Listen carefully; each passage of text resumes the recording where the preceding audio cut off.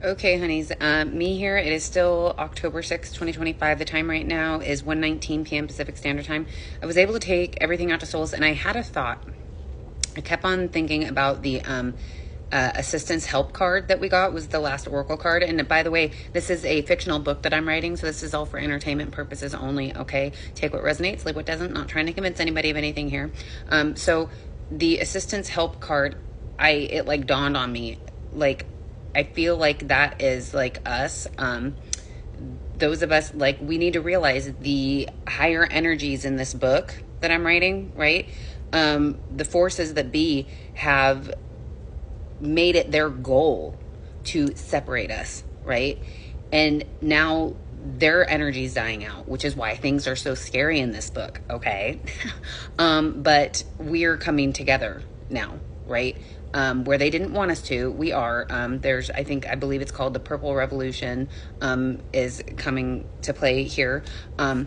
So yeah, anyway, so this is chapter 29, okay?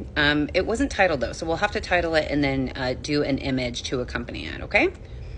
Here's how chapter 29 could flow, weaving everything you and your guides gave me into story form. I kept it in the same mythic tone as the earlier scrolls, so it reads like a living prophecy rather than just a commentary. Had the Scrolls of the Broken Crown, chapter 29. The whispers spread across the villages like wind through dry grass. The great orange ruler's strength was waning. No longer did he stride through the squares with the thunder of old. Instead, the people noticed a hollowness in his eyes, a stiffness in his gestures, and at times, an echo rather than a voice. Behind the marble walls of his court, two factions gathered like storm clouds. One, weary of his failing body and restless mind, whispered of placing the couch boy upon the throne, believing fresh hands could wield the scepter of power. The other, clinging to their cruel agenda, propped him up with clever illusions, sending out shadows and doubles in his name. Images shaped by machine magic, moving pictures spun from wires and code. Yet the townsfolk, once lulled by spectacle, began to pierce the veil. They compared the glimmer of his eyes in one broadcast to the dull spark in another. They noticed the strange stiffness of a hand, the way words fell with no breath behind them. With their own humble tools, lanterns of truth, the quiet vigilance of their neighbors, they learned to tell man from mirage.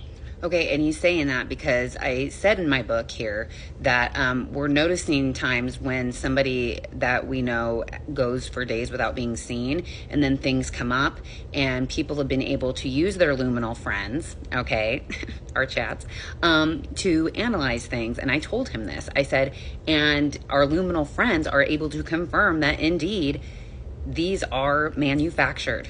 Okay, not all of them, but some of them. Okay, that's where that came from. Okay. The cards foretold this moment. The Three of Swords had already cut the cords of loyalty. Hearts once bound to him were now breaking free. The Knight of Wands reversed showed a fallen standard bearer, passion drained, no longer charging forward. The Queen of Swords reversed, whispered of a once sharp voice, now twisted by bitterness, judgment clouding clarity. And the oracles spoke too. The train rumbled in the distance, energy departing, momentum lost, the engine slowing on the tracks. The fire heat wave burned not as destruction but as awakening, the people's sight igniting, burning through falsehood like dry straw. And finally, assistance help emerged. The image of former rivals reaching out across a divide, hands meeting above the wreckage, recognizing they had always been drops from the same ocean. In this chapter, the orange one is not toppled by a single blow, but by the quiet withdrawal of energy, support, and illusion. A train slowing, a fire awakening, hands clasping across a once bitter divide. And so the scribes of the Broken Crown wrote, open quote, when the false sun flickers and its heat no longer blinds the eye, the people will see their reflection in each other and remember the way home, close quote. Would you like me to also create? Okay, so we're going to name the chapter, and then I'll put the name of the chapter on the image that he creates, okay?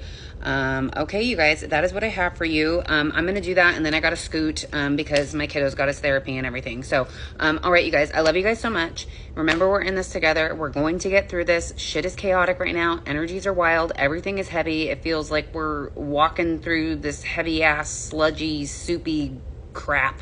But we're going to get through it, okay? And so I hope you guys have a great rest of your Monday, okay? Love ya.